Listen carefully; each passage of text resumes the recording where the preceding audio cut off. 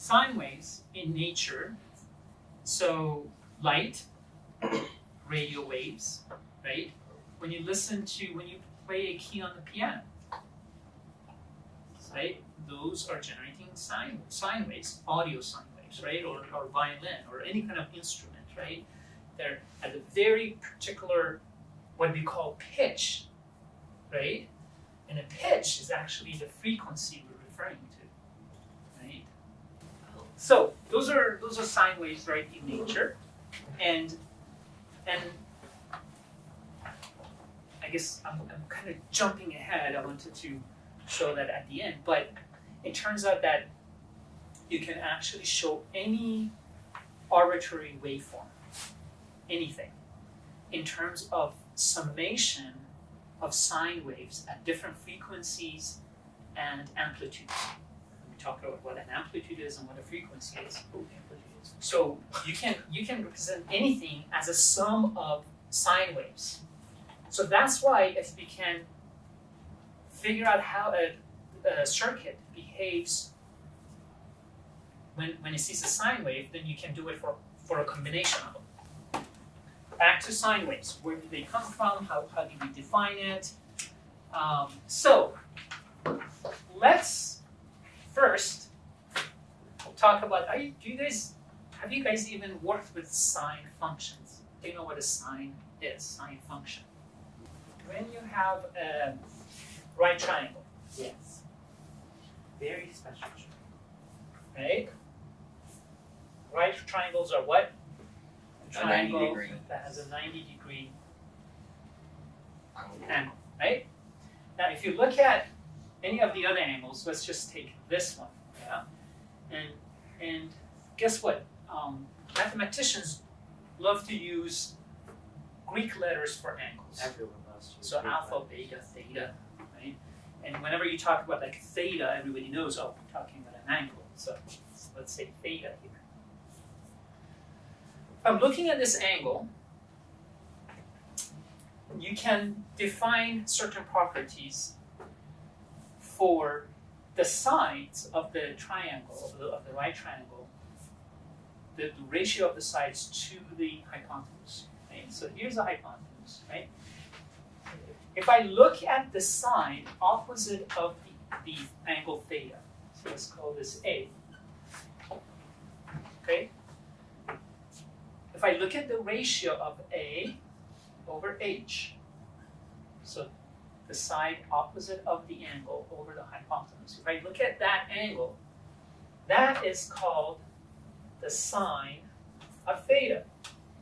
But usually rather than A, they call it the opposite side, right? You should probably learn that. It's the opposite. The opposite, so you want me to write The opposite. OPP? Just didn't want to write the whole thing, but here. In geometry, I learned SOHCAHTOA, where it has Right. OH Right. opposite it. And Yeah. I didn't learn that. Somebody was saying, I was like, what? Yeah. I heard it from the, Excuse I me? heard it from the kids too. Mom told me that. Yeah. After we did the bodies. Right. So the opposite side over the hypotenuse, right, is called the sine of the angle theta. Okay? And then there is another function called cosine of theta, which is defined as the adjacent over the hypotenuse. Okay? So that's just a definition.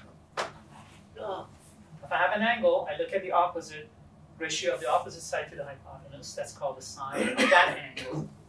If I look at the adjacent side over the hypotenuse, that's called the cosine of that angle. Okay? Now, one interesting thing we can do is we can draw what is called a unit circle.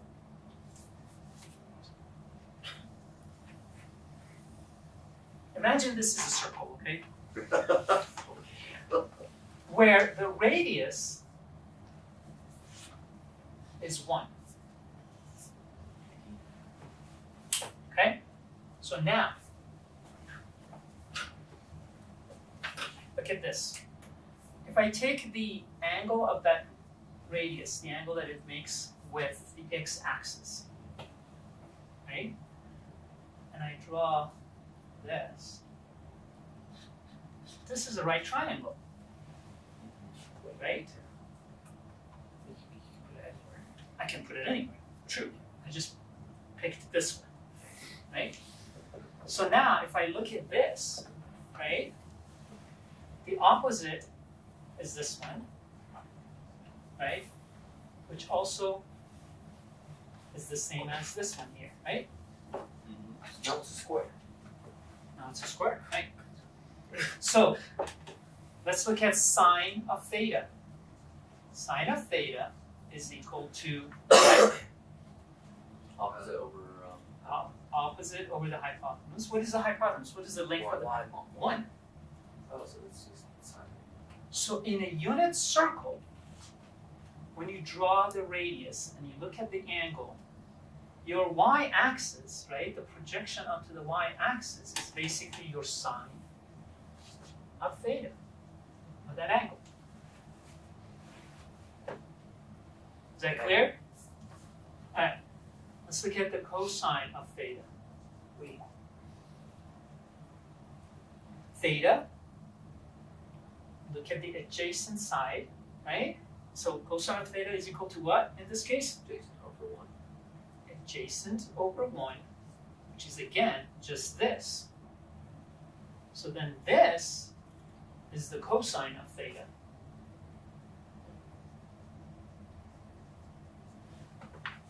So when we draw a unit circle and we start talking about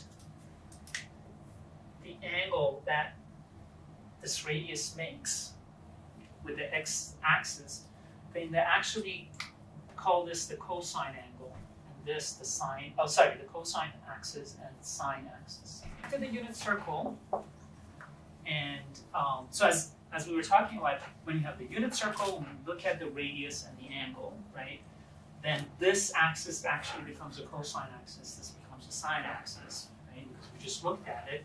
The projection of that radius onto these axes will basically gives us the sine theta, cosine theta, right? So then this actually helps us study what the sine and cosine functions do. What are the properties of sine and cosine easily, okay? But before we do that, I'm going to throw one more thing at you, and then we'll look at the behavior of sine and cosine. Do you guys know that if I take, let's say again I have a circle, right? And I take, and this is the center, right? And I take a slice of that, like that, okay?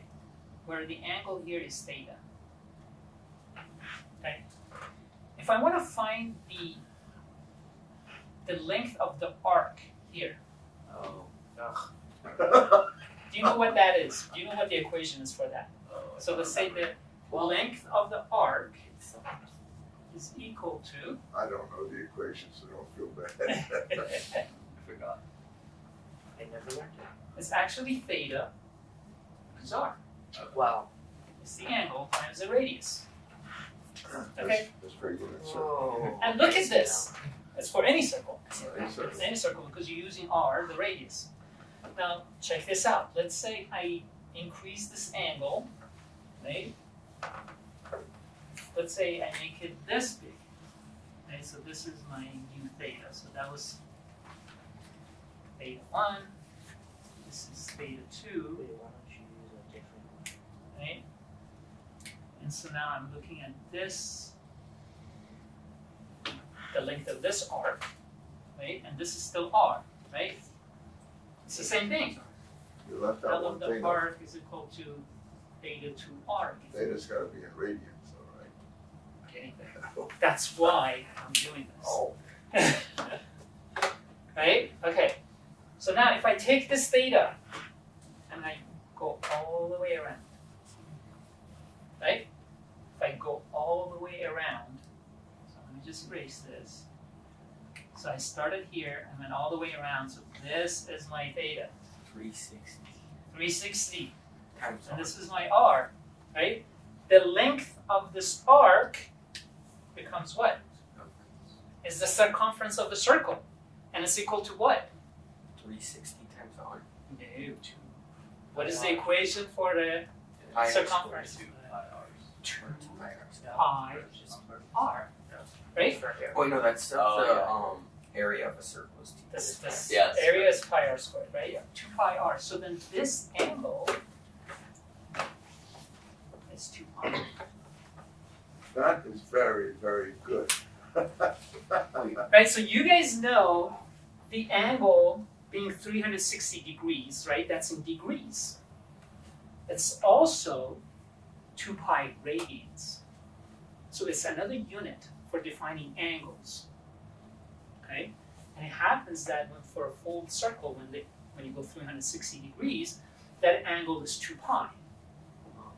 Okay? So if the full angle is 2 pi, what if I go this much? It's pi, right? So 360 degrees is equal to 2 pi radians.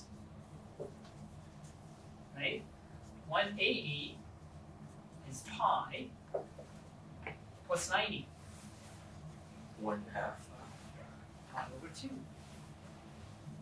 What's 45? Of Pi pi over 4. over 4. So there is a different way of defining an angle. You guys know degrees, how we introduce radians. You guys are going to get this in your math classes too, hopefully soon. So why do we do all of this? Let's go back to our sine. So when I look at this, where does this come from? A circle. Okay. So if I come and say No. my voltage in terms of time is equal to A sine 2 pi t over big T. What is it? Okay, so T is my time. This is my time, right? 2 pi, you know what that is. That's just a constant, right? What is big T? We talked about this in the past.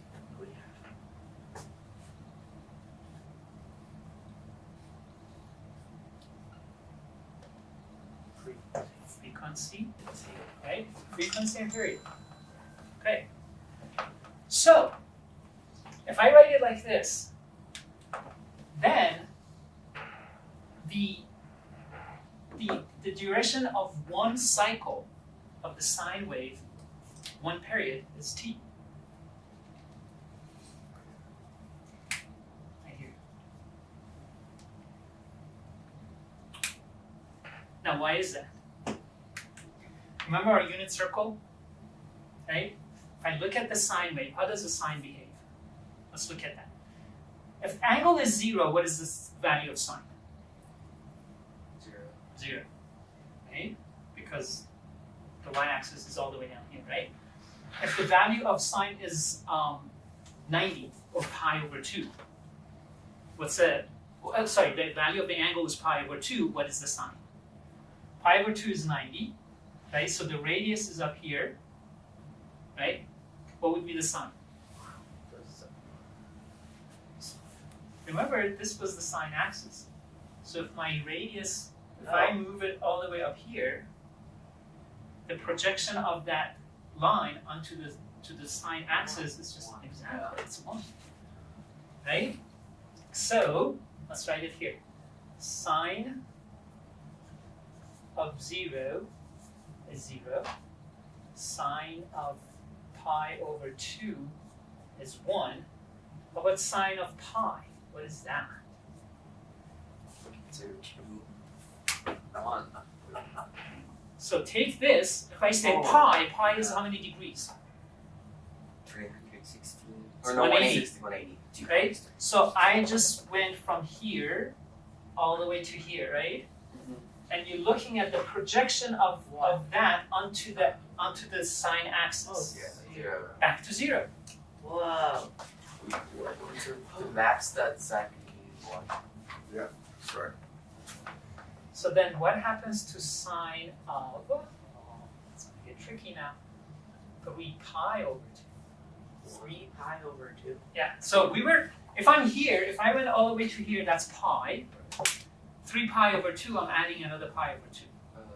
That's 100. Wait, what? One. How do you? I keep going, right? I'm increasing the angle. Oh, is it? Went from 0 to pi over 2, Negative. -1, right? That's all the way down here, right? So let me try to draw these. So we started from 0 when it was over here. Sine of 0 was 0 because the projection here is 0.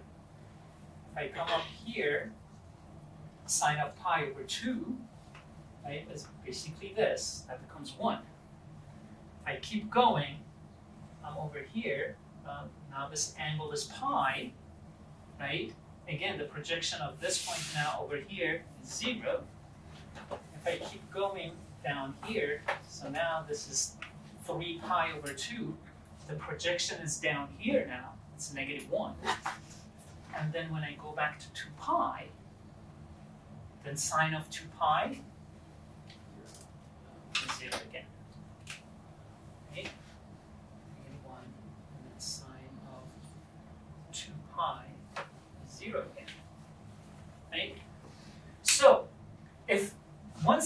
when this radius is going around like that, it's turning around the circle, if I just look at the projection of it on the sine axis, it starts 0, it goes up, it goes back down, it turns around, goes all the way down here, and then goes back up.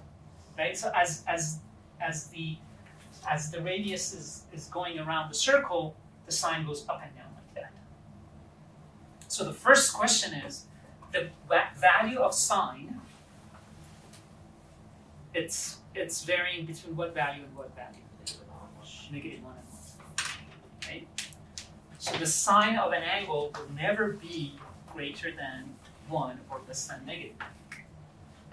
Sine of theta is always less than or equal to 1 and greater than or equal to -1. Okay? Alright, so now let's look at this again.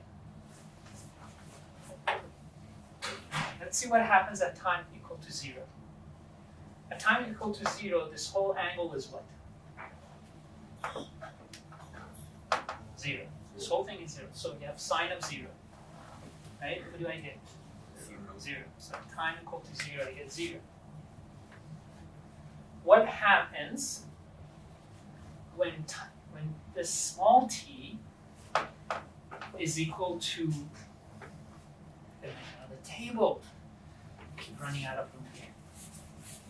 I guess you another whiteboard. No, put it over here. Okay. And okay, so let's say t, and then I have sine of 2 pi t over t, like that. Okay? 0, I get 0. Okay, now let's say small t is equal to big T over 4. Oh. So if I plug that in here, what do I get? Maybe I should have had another column.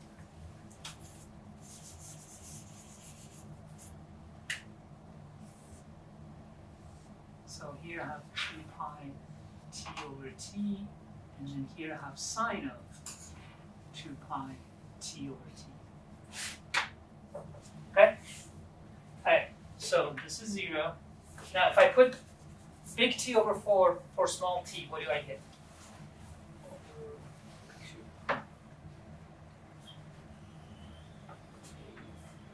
2 pi Right. t over 4 t. These cancel. That becomes pi over 2. Oh, I thought you meant t over 4 over t, like a fraction. So small t is Okay. big T over 4. So if I plug it in, Yeah. right? Pi over 2. Sine of pi over 2. 1. Right? So at time t over 4, at 1. Well, Whoa, I see. well, here I have it multiplied by a, right? Oh. So sine of 2 pi t over t is 1, but since I multiplied it by a, it's at a. I can set a equal to 1 or whatever I want, right? Right? So, t was what? Big T was what? Period and time. Period in time, right? So at a quarter of a period, I'm up here, right? Let's keep going.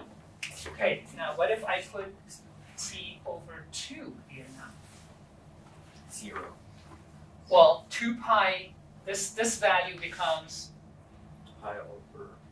well, let's do it. 2 pi Yeah, it just becomes Pi. pi. t over Yeah, right, it becomes 2t, these cancel, it just becomes pi, and so this becomes 0.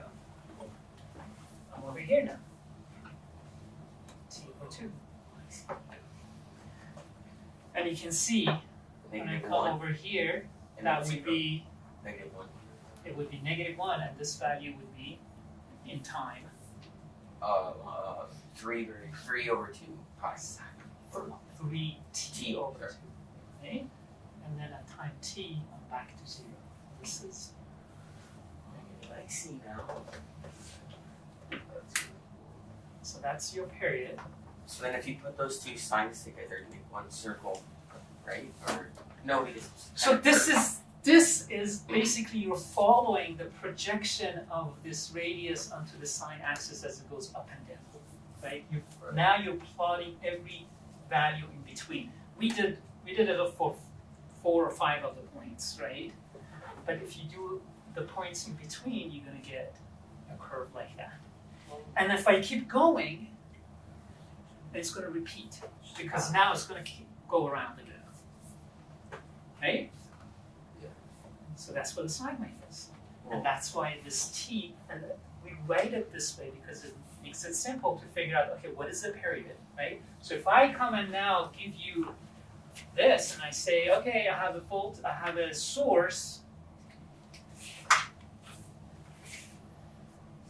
a source, that is 3 sine 2 pi t over 60.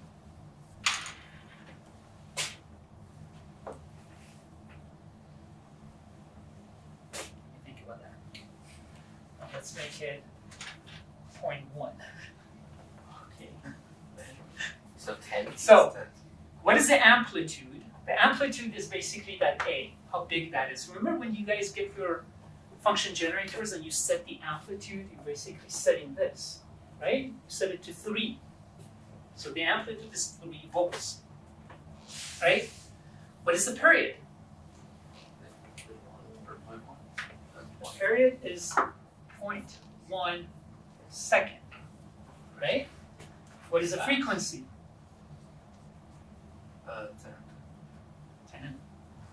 10 hertz.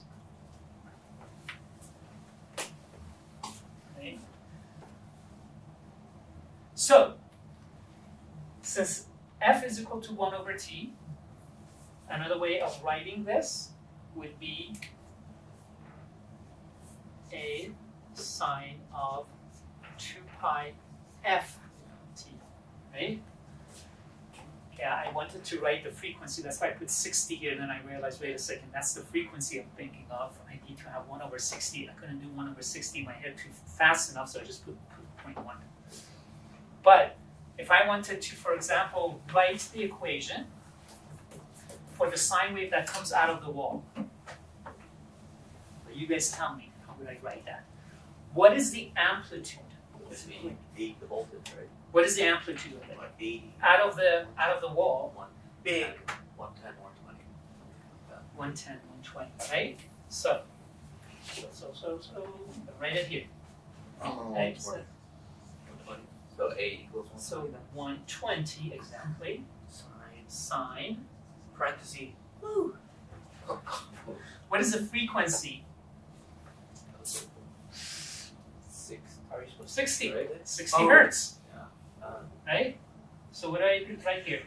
to? So be 2 pi. 2 pi F is 60. f is 60 times 60 Time is T. t.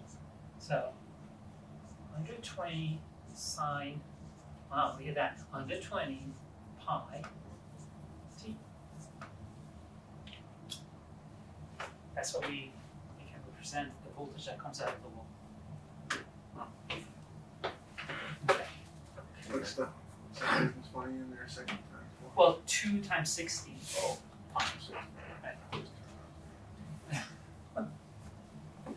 so So I'm going to stop here, let it sink, right? That's a lot to And say. then, yeah. Next week we're going to continue with this. You're going to see now how we're going to use this in a circuit, for example, that we have a capacitor and a resistor, or an inductor. How do we do that? And how does it help us to figure out how the circuit behaves to different waveforms at different frequencies?